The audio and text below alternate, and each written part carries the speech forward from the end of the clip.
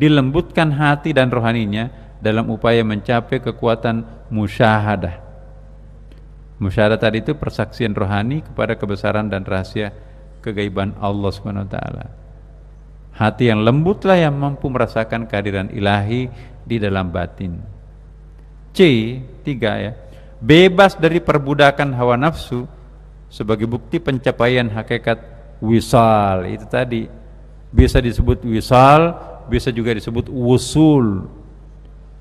Apa yang dimaksud wisal dari kata wasalah sampai. Wusulun atau wisalun yaitu kemelekatan rohani. Sudah nempel di dinding itu kan, sudah nggak ada lagi jarak dengan Tuhan, sudah wisal atau wusul. Seperti cat dengan tembok, ya, tembok dengan cat itu menyatu, seperti karpet dengan warna merah yang kita duduki ini, ya, menyatu itu. Hai merah, tanggalkan, aku ingin melihat warna aslinya benang ini. Gak bisa, sudah menyatu kan. Itu namanya wisal. Wahai sang hamba, pergilah, aku ingin menyaksikan Tuhanmu. Enggak, aku sudah menjadi dia, dia sudah menjadi aku.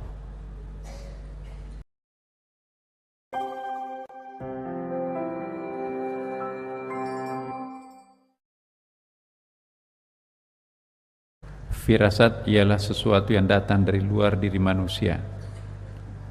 Kalau datang dari dalam diri manusia melalui pelajaran, pengalaman spiritual psikologis, ya itu biasa disebut dengan feeling, rasa, kebiasaan yang membuat feeling kita tajam, itu juga bagus. Tetapi kalau firasat itu insya Allah dari luar dan seolah-olah ada bisikan, orang yang tajam firasatnya itu akan menyaksikan apa yang orang lain tidak bisa menyaksikannya. Orang yang sudah sampai menyaksikan yang tidak bisa disaksikan oleh orang lain, orang itu sudah sampai ke tingkat apa yang disebut dengan syuhud. Syuhud artinya hadir, menyaksikan. Hati yang menyaksikan keberadaan dan kehadiran Allah Subhanahu wa taala. Ya, by feeling, dari rasa ketajaman batinnya orang itu bisa berjumpa dengan Tuhannya. Perjumpaan spiritual itu tidak gampang memang. Tapi percayalah, orang yang sudah sampai ke makam tingkatan ini tentu banyak keutamaannya dan tidak gampang untuk sampai ke situ. Kita bermohon semoga kita mampu mencicipi sekejap, beberapa, atau kalau perlu lebih permanen menjadi seorang syahid. Kalau syahid itu orang yang menyaksikan. Syahid artinya orang yang menyaksikan keberadaan spirit, energi Rabbani, Tuhan di dalam dirinya. Itulah yang pernah kita bahas dalam ayat kunu rabbaniyin, hendaklah kalian menjadi pemilik firasat yang tajam, godly feeling. Jadi godly, perasaan ketuhanan tajam ya. Godly feeling itu masyhud atau syahid. Yang dimaksud masyhud ialah Allah. Jadi ada yang menyaksikan, yaitu hambanya, dan ada yang disaksikan, yaitu Tuhan. Asyahid wal masyhud wahidun, yang menyaksikan dan yang disaksikan sepertinya menyatu. Terbayang enggak Bapak Ibu sekalian, pada satu saat kita akan menjadi syahid, menyaksikan kehadirannya. Tidak mesti harus menunggu kematian, tidak mesti harus menunggu akhirat, tidak mesti harus menunggu surga. Jika Tuhan menghendaki menganugerahi kemuliaan kepada hambanya, maka dia akan memperkenalkan dirinya langsung kepada yang bersangkutan. Makanya itu dalam kitab-kitab kuning Ada banyak, bahkan kitab putih pun juga kita bahasa Inggris itu ya, dialogue with God, berdialog dengan Tuhan. Jadi seolah-olah ada korespondensi dirinya dengan Tuhan, berdialog, bercakap dengan Tuhannya. Dan itu dimungkinkan dalam Quran itu juga ada. Wa kallamallahu Musa taklima. Nabi Musa itu mampu berdialog dengan Tuhannya, bercakap-cakap dengan Tuhannya. Kalau orang bersih, orang bisa berdialog dengan Tuhannya. Tapi kalau orang sudah terkontaminasi oleh dosa-dosa, maka sulit untuk, jangankan berdialog, menemukan adres Tuhan dalam batin pun juga susah. Makanya itu lihatlah janin sebelum menjadi bayi itu berdialog dengan Tuhan. Kenapa janin belum terkontaminasi?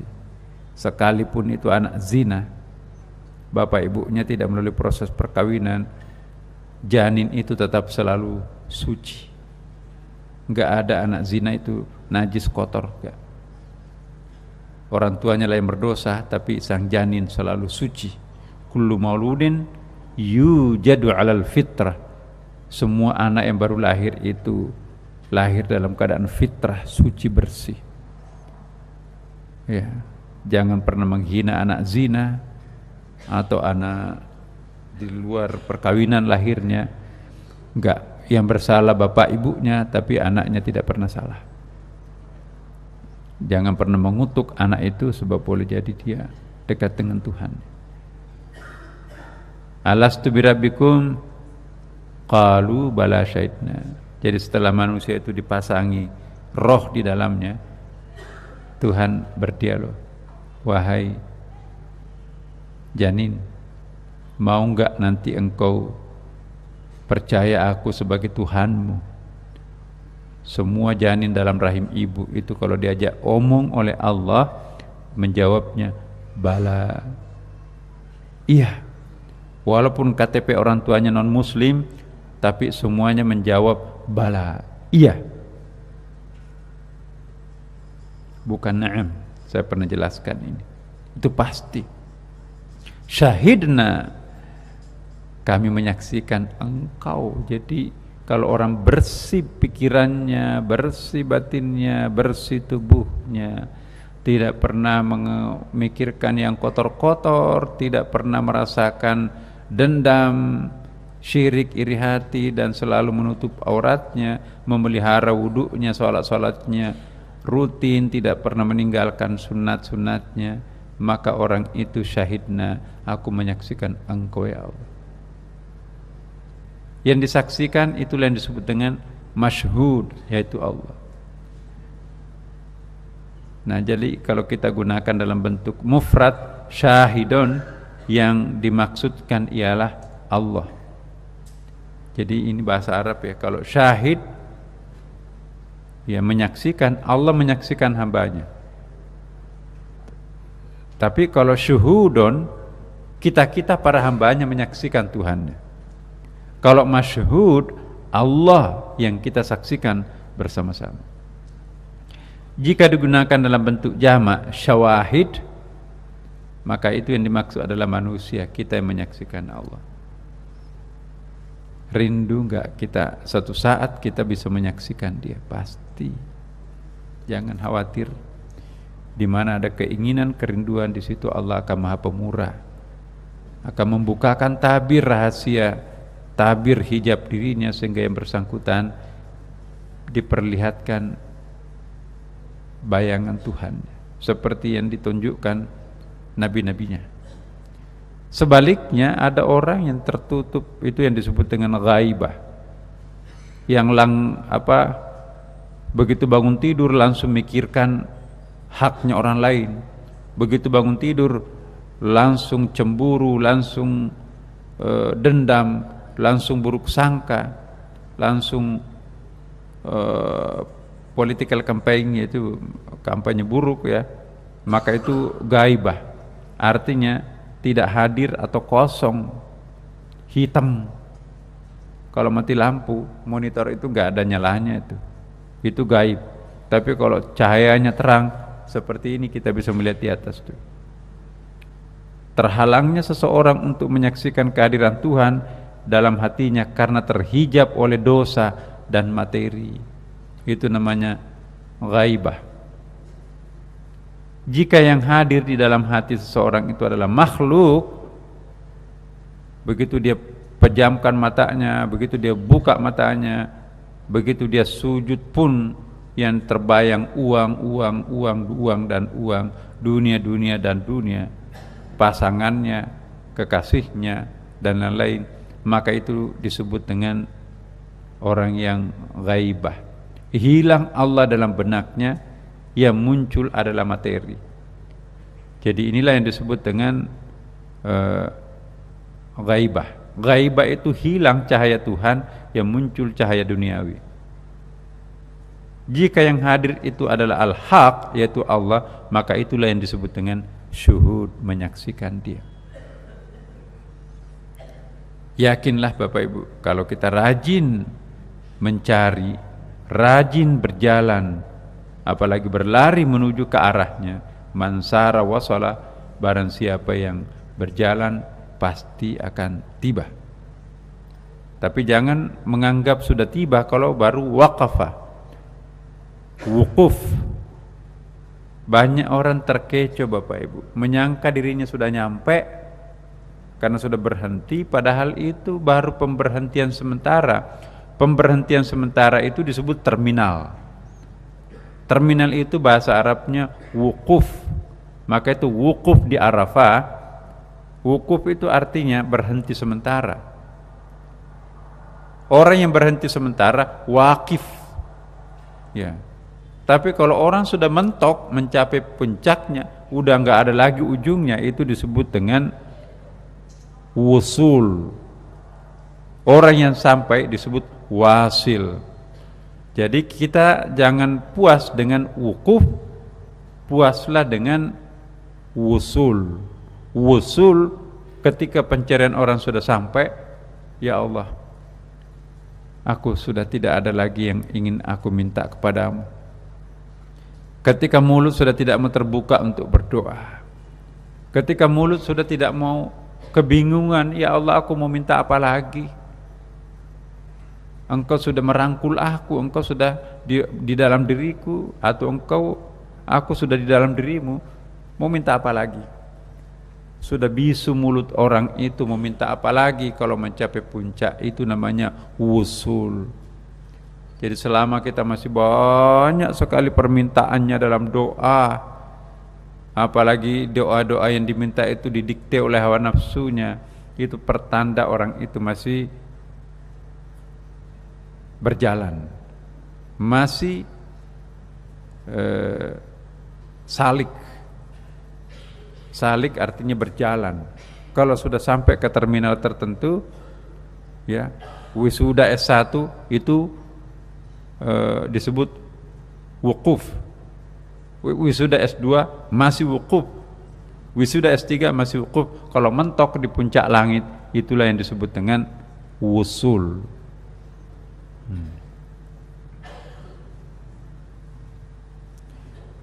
Nah, ada dua golongan syuhud Bapak Ibu. Golongan yang diberi kemuliaan Allah untuk menyaksikan dirinya ada dua macam. Ada dua peringkat nih. Ada yang disebut dengan ashabul muraqabah. Ashabul muraqabah ini ya.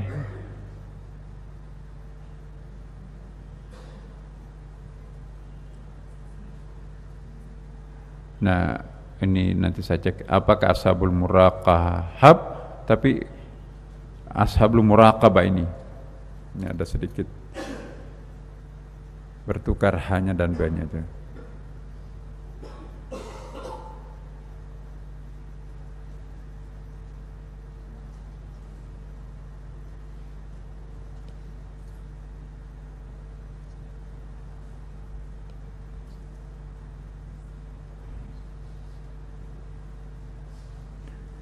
Nah, apa yang dimaksud dengan ashabul muraqabah? Yakni orang-orang yang melakukan kontemplasi disertai dengan rasa takut.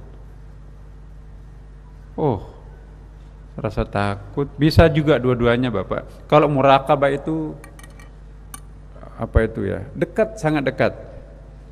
Kalau ashabul ashabul murabahah itu murahabah wahib, takut kepada Allah, pencintai Allah dengan takutnya itu. Jadi dua-duanya bisa. Jadi itu yang dimaksudkan di sini, ya ini orang-orang yang melakukan kontemplasi disertai dengan rasa takut. Ya. Kalau yang kedua ada yang disebut dengan ashabul musyahadah, orang-orang yang sudah menguasai manifestasi. Jadi kalau yang pertama, orang syuhud itu remang-remang, begitu masuk di Sunda Kelapa, apa ya, lain rasa batinnya itu kan, aurahnya lain. Itu tanda-tanda ashabul muraqabah. Kok rasanya lain ya? Kalau saya ke Sunda Kelapa beda dengan kalau saya di dekat rumah masjid, sama-sama masjid. Kalau saya ke Tanah Haram, khususnya di depan Ka'bah, lain. Walaupun ditendang kepala, walaupun di situ diinjak-injak, didorong-dorong, tapi tidak akan mengurangi kekhusyuan. Walaupun diusir-usir, tapi kalau kita di atas karpet putih, ya, di depan makam Rab, di samping makam Nabi, ya, enak, khusyuk itu tempat-tempat berkah. Di mana tempat itu kita nggak pernah tersinggung, di mana tempat itu kita selalu husnudzon, di mana tempat itu bersih pikiran kita, di mana tempat itu kita maafkan semua orang, di mana tempat itu kita selalu tersenyum, di mana tempat itu seperti hati kita berbunga-bunga. Itu contoh masjid, rasa masjid. Tidak semua masjid rasa masjid, Bapak. Ada masjid rasa hotel, ada masjid rasa balai pertemuan, aula biasa, ada masjid rasa rumah, ada masjid rasa terminal. Maka itu Bapak Ibu, carilah tempat sujud yang pas di hati. Ya. Kita di pemberhentian, Mas, nanti kita cari tempat musala masjid ya. Ya kita belum salat asar atau duhur jamaah ini. Ya. Lihat masjid. Ini kok ada kambing masuk di dalamnya ini. Tanda-tandanya nggak pernah dipakai ini masjid nih. Lewat Mas, cari masjid yang bersih. Nah, akhirnya, oh itu di seberang jalan tuh banyak orang. Begitu kita masuk, subhanallah sudah ada orang tua di depan gitu ya, ngaji terus. Kita selesai salat ada yang beri pengajian, duduk kita sampai mengikuti pengajian itu. Mau kemana sih kampung? Pasti Bandung juga terkejar kok. Dengarkan dulu apa yang diceramahkan. Seringkali kalau kita mampir di mana ada orang ceramah di situ, itu ada pesan Allah yang akan titipkan melalui ceramah yang disampaikan, di mana kebetulan kita berhenti di situ. Seringkali itu tertancap di hati. Allah yang ngatur semuanya. Oh iya ya. Apa yang disampaikan Pak Kiai di masjid tempat persinggahan itu kok mengian di benak saya. Saya tidak pernah bisa lupakan. Ustaz siapa itu? Padahal kan saya cuma baru nyampe itu. Baru itu pertama kali doan saya ke masjid itu, tapi apa yang disampaikan itu nembus batin saya. Saya terkesan dan itu menjadi lentera yang hidup dalam batinnya. Ya. Jangan menyesali itu terjadi, karena itu memang caranya Allah memberikan petunjuk pada hambanya. Ada aja caranya Tuhan mengirimkan petunjuknya. Rasulullah sudah wafat, tidak bisa menyampaikan petunjuk itu, tapi cara-cara lain Allah tidak pernah memutuskan. Dan Nabi pun juga insya Allah seperti yang pernah kita sampaikan bisa datang dalam bentuk mimpi. Tidak ada yang bisa melarang kalau Allah ingin memimpikan kita dengan Rasul kita. Ya. Nah itulah ashabul musyahadah, orang-orang yang sudah menguasai. Kapan saja dia akan ingat melihat Tuhan, dia datang. Kira-kira Bapak Ibu mau nggak seperti ini? Ashabul musyahadah. Oh, dia tunggu orang, udahlah biar pulang semua tamu. Pak, kenapa belum salat isya? Ya, masih ada tamu kok. Kalau saya salat sekarang, saya kejar-kejar salat isyanya selesai, layani tamu. Ya, biar mereka pulang dulu, aku akan salat isya sendirian, matikan lampu semuanya, dan biarkan aku menikmati indahnya perjumpaan aku dengan Tuhanku. Kita dengarkan azan dulu. Tadi ada dua golongan ghaibah. Tadi kita sudah dua golongan syuhud. Golongan ghaibah juga ada dua golongan. Ghaibah yang tercelah, yaitu menghilangkan Allah, bahkan kadang-kadang dengan sengaja dalam jiwanya, lalu menghadirkan makhluk. Jadi bahasa agamanya syuhudul khalq wa ghuyubul haqq, tampaknya makhluk, hilangnya sang khalik. Itu yang negatif. Tapi kalau ghaibah yang terpuji, ini istilah bahasa sebetulnya, menghilangkan makhluk di dalam jiwanya dan menghadirkan Allah.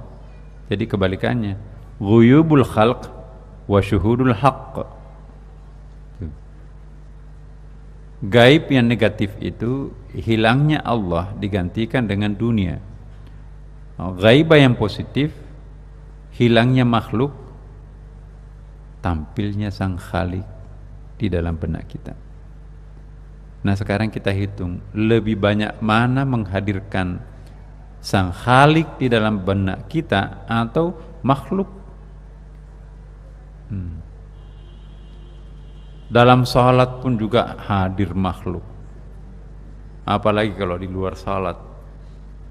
Jadi susah, tidak gampang untuk menjadi syuhud. Tapi bukan berarti yang sulit tidak bisa kita lakukan. Orang yang senantiasa melakukan mujahadah, perjuangan batin, itu pasti akan sampai.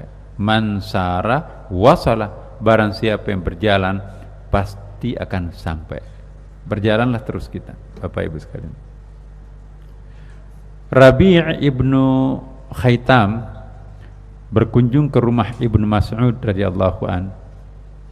Berarti sahabat Nabi ini, karena Ibnu Mas'ud itu adalah singkatan dari Abdullah, anaknya Mas'ud.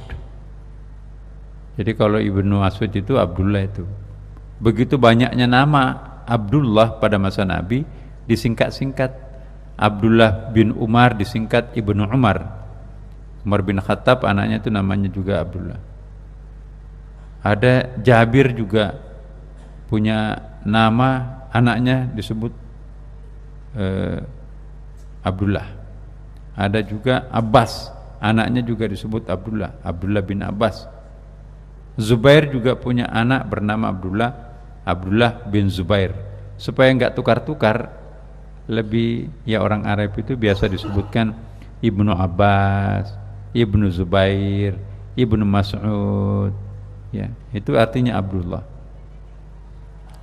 Jadi suatu saat Rabi' ibnu Haritham berkunjung ke rumahnya Ibnu Mas'ud. Ya, sahabat junior ini.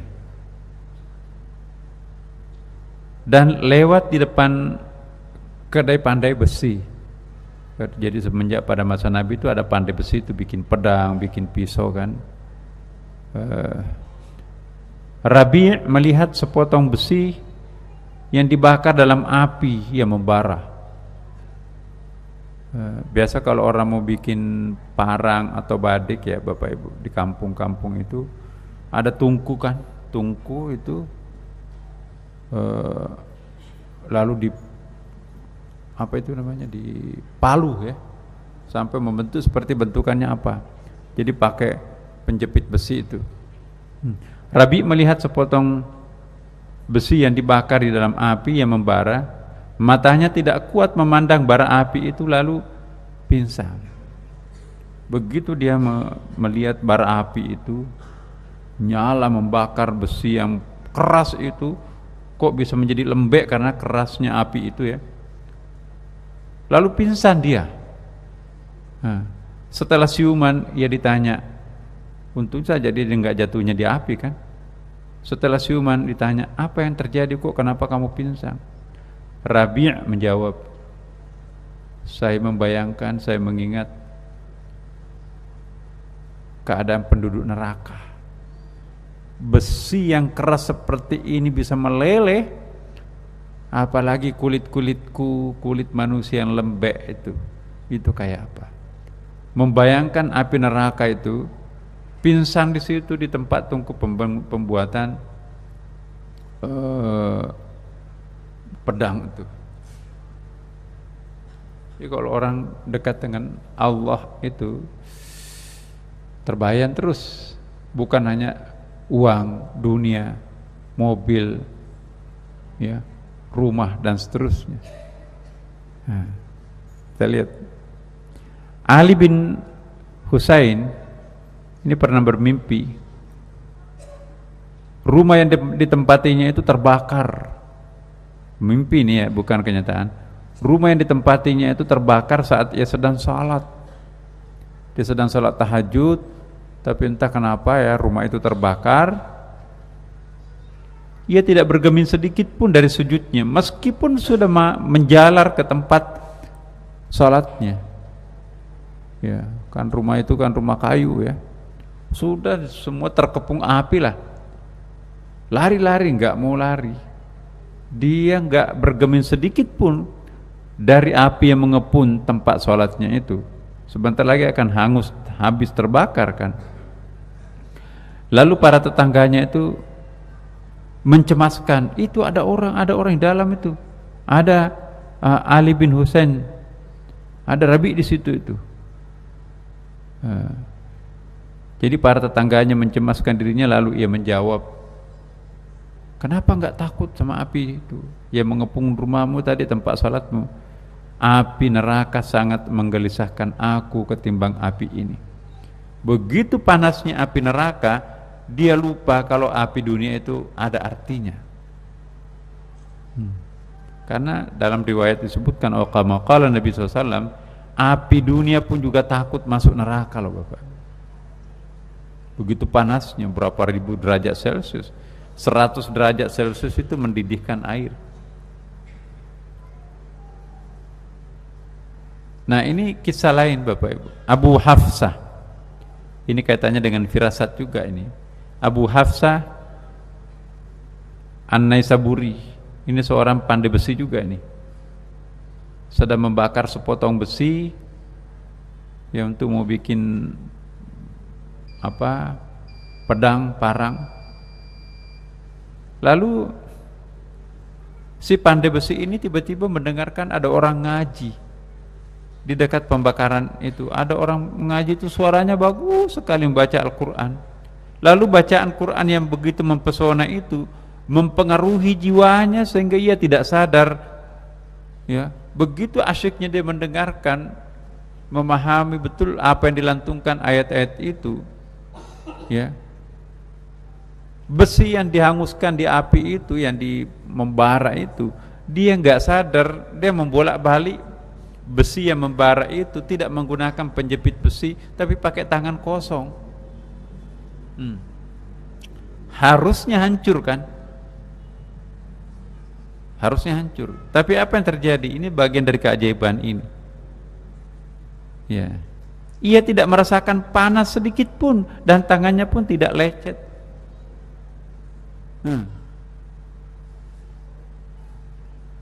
Ada orang menari di atas bara api itu biasa. Bara api tidak seberapa panas ya, tapi kalau besi yang membara itu panasnya luar biasa. Begitu asyiknya mendengarkan Al-Quran dibaca, kalamullah, firman Allah itu dibaca, sambil dia nangis. Dia membolak-balik itu besi yang dibakar itu, membara itu, tanpa menggunakan penjepit dari besi itu, pakai tangan kosong. Dia nggak dikagetkan dengan panasnya api itu, bahkan tangannya nggak merasakan panas sedikit pun. Itu keajaiban Allah, Bapak Ibu. Mungkin kalau disengaja lain kalinya, untuk kedua kalinya mungkin habis tangannya itu kan. Jadi ya itulah, selalu ada keajaiban dalam hal-hal tertentu, Bapak Ibu. Ajaib kan? Jadi ini buktinya bahwa manusia itu kualitas batinnya itu bisa mencapai keadaan-keadaan tertentu yang orang lain tentu tidak sanggup untuk itu. Believe or not, banyak sekali keajaiban seperti ini. Ad-Daqqa pernah berkata, orang yang selalu mendapat taufik dari Allah Subhanahu wa taala. Taufik itu artinya petunjuk, pertolongan dari Allah. Mereka terpelihara ibadahnya. Ya. Terjaga imannya di saat menghadapi ujian dan cobaan dari Allah. Jadi orang yang mendapatkan taufik dari Allah, sebesar apapun, seberat apapun, sepenting apapun urusannya, begitu mendengarkan suara azan, ayo tinggalkan dulu, sholat dulu. Kalau kita kan sebentar lagi lah, masih panjang kok waktunya, lanjutkan aja, rapat dulu, meeting dulu. Akhirnya sholat di akhir waktu mepet, masih ada 1 rakaat, sudah azan asar, itu kan nyebrang ke tempat yang lain. Padahal gara-gara rapat itu, rapatnya tentang Islam, meeting tentang seminar tentang Islam, tapi nggak sholat duhur. Itu ilmuwan Islam yang terkecoh banyak tuh, sibuk ngurus Islam, seminar segala macam, lupa sholat duhurnya. Itu seminar apaan tuh? Orang yang selalu menjaga ibadahnya dengan mengendalikan kehendak hawa nafsunya, maka imannya pun akan terpelihara dan jiwanya akan menjadi tenang menghadapi setiap ujian dari Allah Subhanahu wa taala. Ini ada seorang ulama besar, bahkan ada yang mengatakan itu sufi dan wali. Jadi iman yang terpelihara akan mendatangkan firasat yang kuat, akan mendatangkan keajaiban yang tidak masuk akal, ya. Tapi kalau orang yang melulu dipengaruhi oleh dunia, rasio, intelek melulu, kalau nggak masuk akal itu dia tidak mau, kalau nggak ada kepentingannya di situ dia nggak tertarik. Nah, ini orang serba duniawi. Karena itu, kalau kita semuanya di sini bisa seperti ini, itu sudah kaum sufi. Mereka yang telah dijauhkan darinya dari segala kotoran sifat manusia.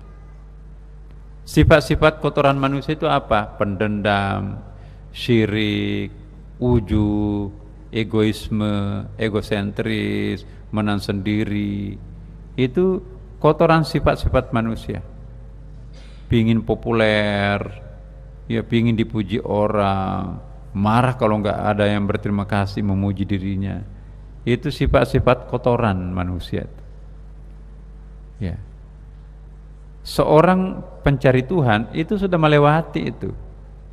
Yang kedua, dilembutkan hati dan rohaninya dalam upaya mencapai kekuatan musyahadah. Musyahadah tadi itu persaksian rohani kepada kebesaran dan rahasia kegaiban Allah Subhanahu wa taala. Hati yang lembutlah yang mampu merasakan kehadiran ilahi di dalam batin.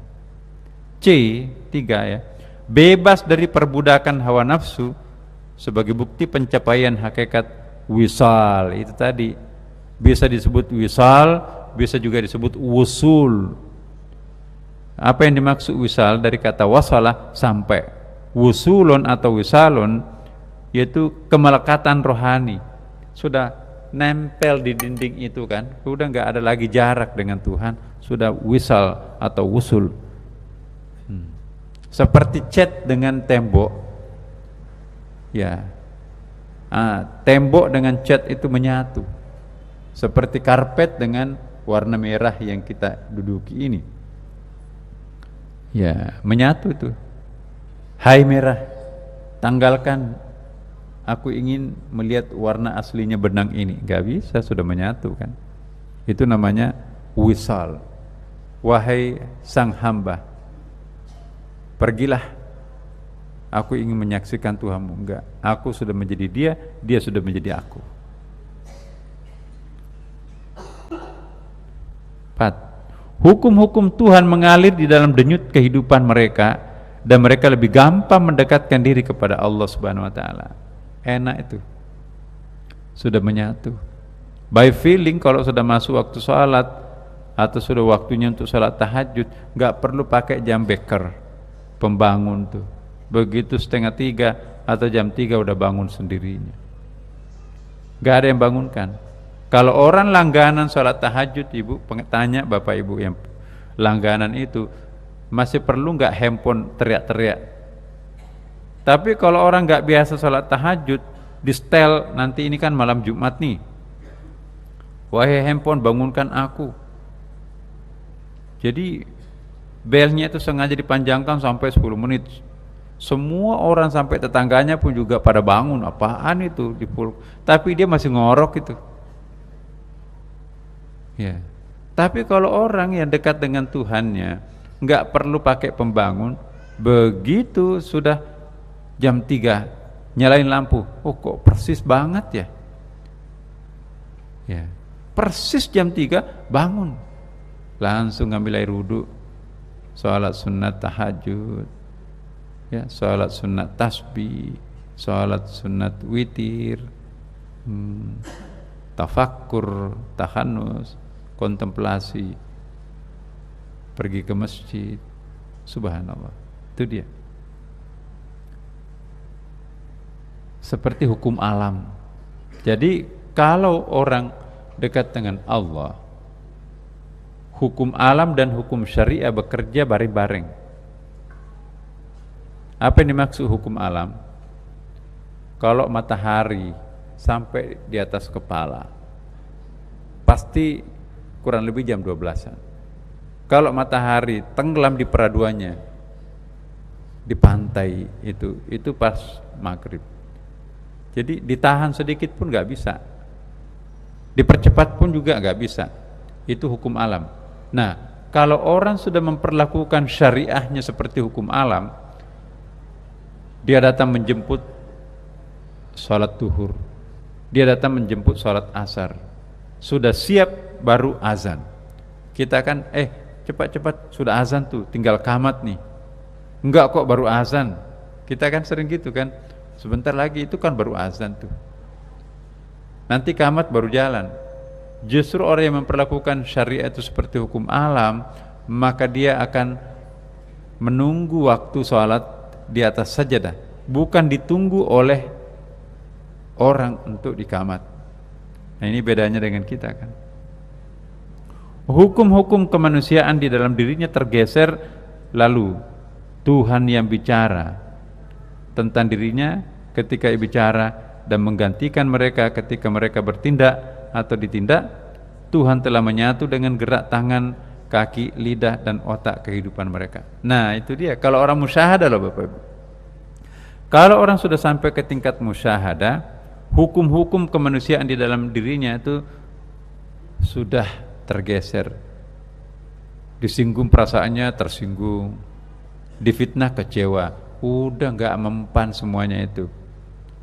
Nah, kalau orang sudah mengutamakan Allah di atas segala-galanya, maka Tuhan yang bicara tentang dirinya. Jadi mulutnya Allah yang dipinjam untuk bicara.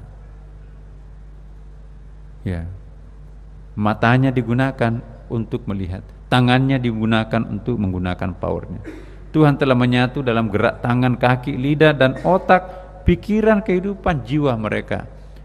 Orang-orang seperti ini adalah dibawa kendali Tuhan. Itulah musyahadah. Jadi Bapak Ibu sekalian, sangat hati-hati kita kalau ada orang seperti ini, dekati.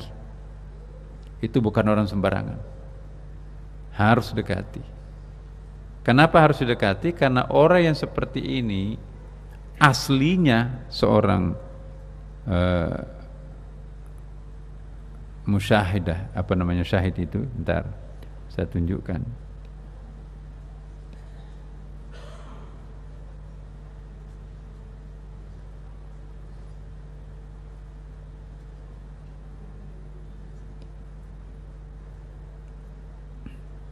Ya.